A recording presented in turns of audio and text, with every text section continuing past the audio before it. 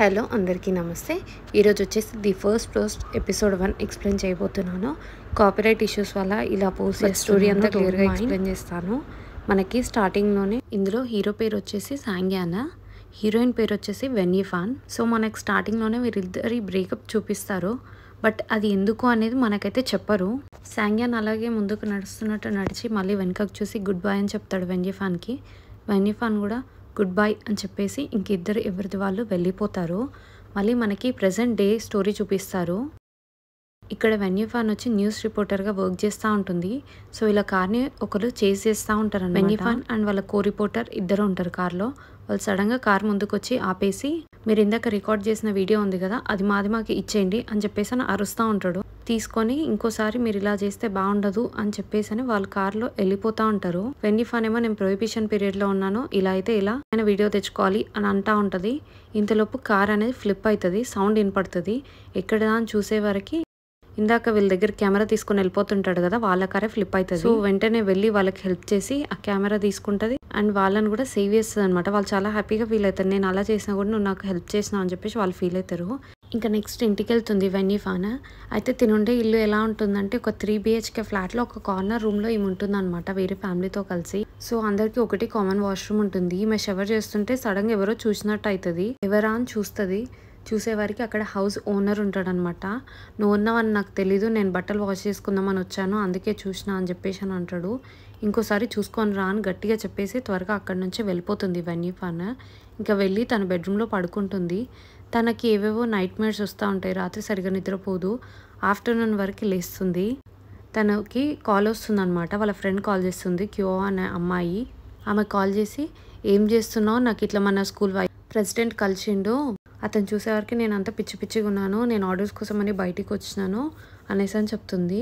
ఇంకా ఏం చేస్తున్నావు, ఏంటి ఇప్పుడే లేచినావా, ఏంది ఆ గిన్నెలు చప్పుడు ఏంది ఇప్పుడు వినపడుతుందంటే, లేదు నేను ఇప్పుడే ఫ్రెష్ అప్ అవుతున్నా అని చెప్పేసి అని వెన్యీఫాన్ అంటది. ఇంత లేట్గానా అంటే, నాకు రాత్రి నైట్ మేర్స్ వచ్చినాయి, అందుకే సరిగా నిద్ర పట్టలే అని చెప్తుంది. నువ్వు ఈ మధ్య బాగా కష్టపడుతున్నట్టున్నావు, మనమేమో పార్టీ చేసుకుందాం ఈ రోజు అనేసి అని అంటది.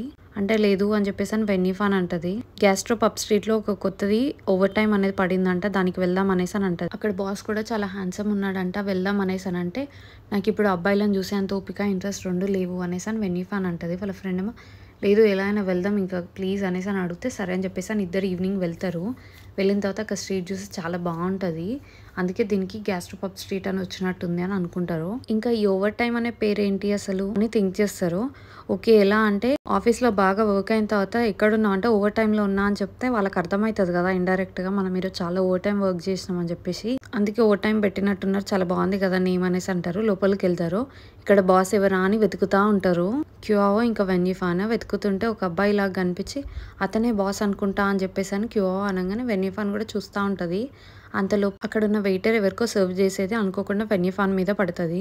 ఇంకా వెన్యీఫాన్ వెంటనే అక్కడ వాష్రూమ్కి వెళ్ళి క్లీన్ చేసుకుంటా ఉంటుంది. అనుకోకుండా అలా స్లిప్ అయింది ఏంటి, అతన్ని చూసి ఓకే అతను సాంగ్యాన్ లాగా ఉన్నాడు అని అనుకుంటుంది. బయటికి వెళ్ళి చూసేవారికి సాంగ్యానే నించొని ఉంటాడు మన హీరో. ఇది మా పబ్, అనుకోకుండా మా వల్లే స్లిప్ అయింది కాబట్టి నా జాకెట్ యూజ్ చేసుకో ఇప్పటికి అని చెప్పేసి అని ఇస్తాడు సాంగ్యాన్. వెన్యీఫాన్ ఏమో సాంగ్యాన్ ఇంకా గుర్తుపట్టినట్టున్నాడు, చాలా ఇయర్స్ అయిపోతుంది కదా అని అనుకుంటుంది. అలా జ్యూస్ పడినందుకు ఈరోజు ఫ్రీగా ఫుడ్ సర్వ్ చేస్తాము, మీకు నచ్చింది ఆర్డర్ చేసుకోండి అని చెప్పేసి అని అంటాడు సాంగ్యాన్.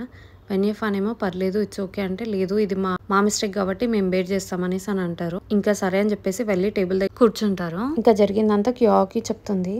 ఇంకా చెప్పిన తర్వాత సరే అని చెప్పేసి తినేసి ఇంకా వెళ్ళిపోతారు అక్కడి నుంచి. సాంగ్యాన్ వీళ్ళని దూరం నుంచి అబ్జర్వ్ చేస్తూ ఉంటాడు, ఏం చేస్తున్నారా అని చెప్పి. వెన్యీఫాన్ కూడా అబ్జర్వ్ చేస్తుంది, చూస్తున్నాడా లేదా అసలు గుర్తున్నానా లేదా అని అనుకుంటుంది.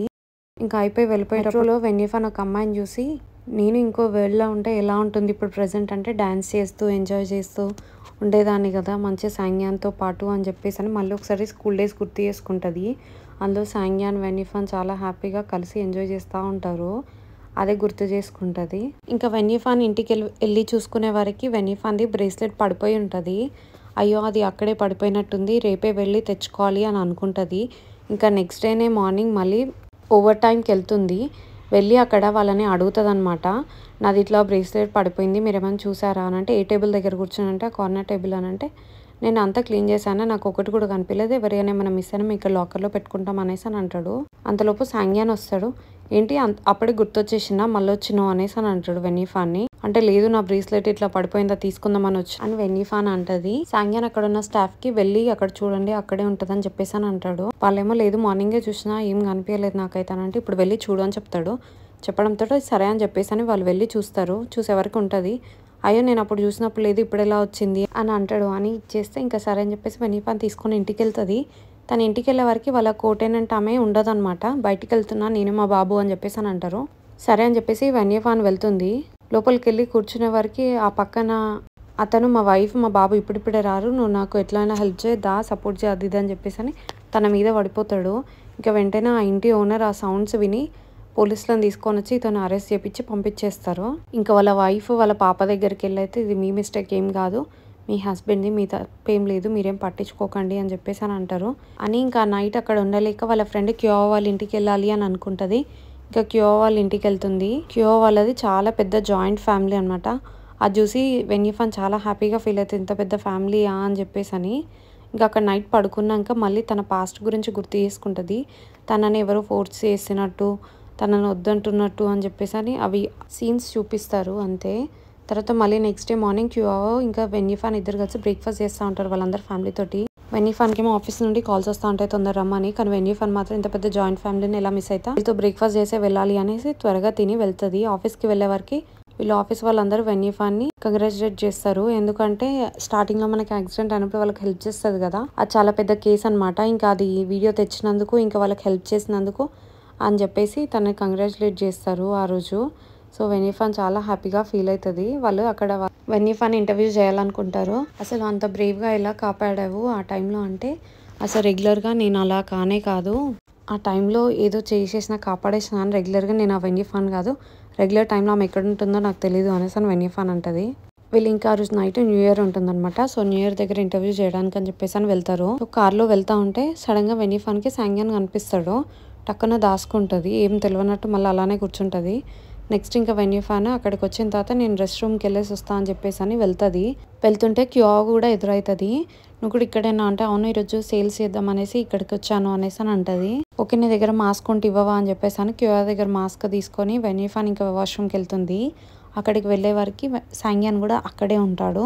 సాంగ్యాన్ని చూసి వెన్నీఫాన్ ఇంకేం మాట్లాడదు, జస్ట్ కామ్గా నించుంటుంది. అంతలో కాల్ చేసి ఇట్లా సాంగ్యాన్ ఇంకా అదే నెంబర్ యూజ్ చేస్తున్నాడంట, వీచాట్లో ఉన్నాడు, ఈరోజు నేను హ్యాపీ న్యూ ఇయర్ అంటే నాకు రిప్లై ఇచ్చింది అనగానే వెన్నీఫాన్ ఓపెన్ చేసి ఓకే ఇంకా అదే వాడుతున్నాడు అని చెప్పేసి అని హ్యాపీ న్యూ ఇయర్ అని చెప్పేసి అని మెసేజ్ చేస్తుంది. చేయడంతో సాంగ్యాన్ క్వశ్చన్ మార్క్ పెడతాడు. వెన్నీఫాన్ ఏమో it's fine if you are not happy అని చెప్పేసి టెక్స్ట్ చేస్తుంది. సాంగ్యాన్ ఇంకేం రిప్లై ఇయ్యడు, కామ్గా అలానే ఊరుకుండిపోతాడు. ఇంకా తర్వాత వెన్నీఫాన్ వెళ్ళి మళ్ళీ అక్కడ కౌంట్ డౌన్ స్టార్ట్ అవుతుంది అని త్వరగా వెళ్ళిపోతుంది. ఇంకా కౌంట్ డౌన్ స్టార్ట్ అయిన తర్వాత పుష్ చేసుకుంటా ఉంటారు అందరూ. సో అనుకోకుండా వెన్నీఫాన్ సాంగ్యాన్కి తాకుతుంది. సాంగ్యాన్కి అది వెన్నీఫాన్ అని అర్థమవుతుంది. కాల్లో హ్యాపీ న్యూ ఇయర్ అని చెప్పుకుంటా వెళ్ళిపోతా ఉంటాడు. వెన్నీఫాన్కి నిజంగా నన్ను గుర్తుపట్టిండా, నాకే నా హ్యాపీ న్యూ ఇయర్ అని చెప్పింది అని చెప్పేసి అని అనుకుంటుంది. ఇంకా ఇక్కడితో ఫస్ట్ ఎపిసోడ్ అయిపోయింది. నా వీడియో అండ్ ఎక్స్ప్లెనేషన్ మీకు నచ్చినట్టయితే లైక్ చేసి సబ్స్క్రైబ్ చేయండి. Thank you so much for watching. రెగ్యులర్గా అన్ని ఎపిసోడ్స్ పోస్ట్ చేస్తాను, జస్ట్ చెక్అవుట్ చేయండి. Thank you so much.